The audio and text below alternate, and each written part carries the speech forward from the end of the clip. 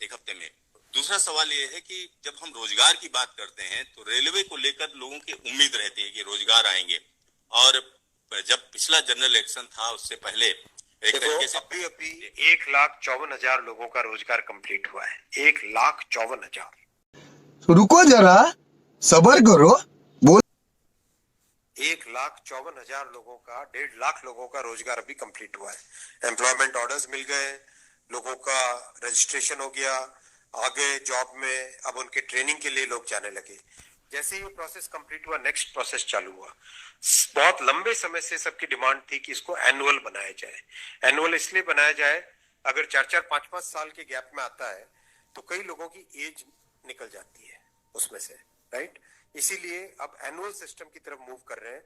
जनवरी में, अप्रैल में, जून में और अक्टूबर में, ये चार बड़े चंक है, एएलपी, टेक्निकल, नॉन टेक्निकल और ग्रुप लेवल 1।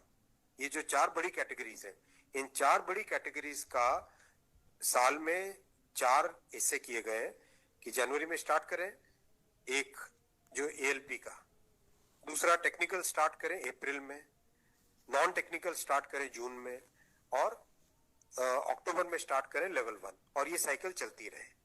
इस प्रोसेस पे सारे के सारे कैंडिडेट्स की डिमांड लंबे टाइम से रही है कि 4-4 साल का जो फेज होता है, 5 साल का फेज होता है, कई लोग एज बार हो जाते हैं उसमें। एक हर साल आपको अपॉर्चुनिटी मिलती रहेगी तो सबको अपॉर्चुनिटी मिलेगी।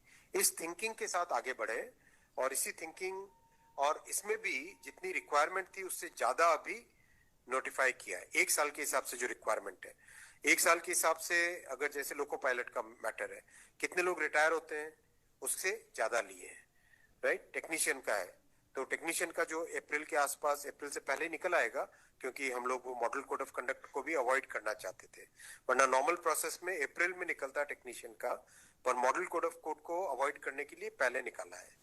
तो जनवरी, अप्रैल, जून, अक्टूबर, फिर अगले साल वापस जनवरी, अप्रैल, जून, अक्टूबर, फिर अगले साल वापस, इस हिसाब से ये प्रोसेस कर रहे हैं। सर 1 साल में तो करना, परेशान हो गए हम लोग। कितने जॉब्स निकलेंगे इसमें? डिपेंड करेगा जिसकी जितनी रिक्वायरमेंट है। हर एक जोन की अपनी अपनी रिक्वायरमेंट आती है, हर डिवीजन की रिक्वायरमेंट आती है, कोई एस्टिमेट नहीं, हर वर्कशॉप से आती है। एस्टिमेट बनता है, बन के ही तो निकलता है, फिर एस्टिमेट बन के निकलता है ना, फिर हर एक कैटेगरी के लिए अलग अलग बनता है।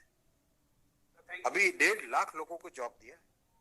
आप सोचो उस एग्जाम की कॉम्प्लेक्सिटी, 500 से ज्यादा शहर, कितनी शिफ्टें, 1000 से ज्यादा शिफ्टें, 15 लैंग्वेजेस, 1-1 करोड़ लोग एप्लीकेशन। कहीं पे कोई कंप्लेंट आई?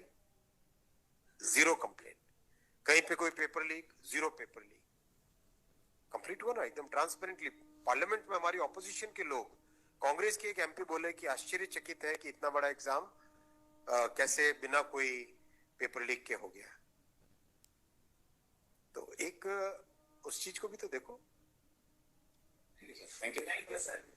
पढ़ाई लिखाई में ध्यान लगाओ, आईएएस बनो।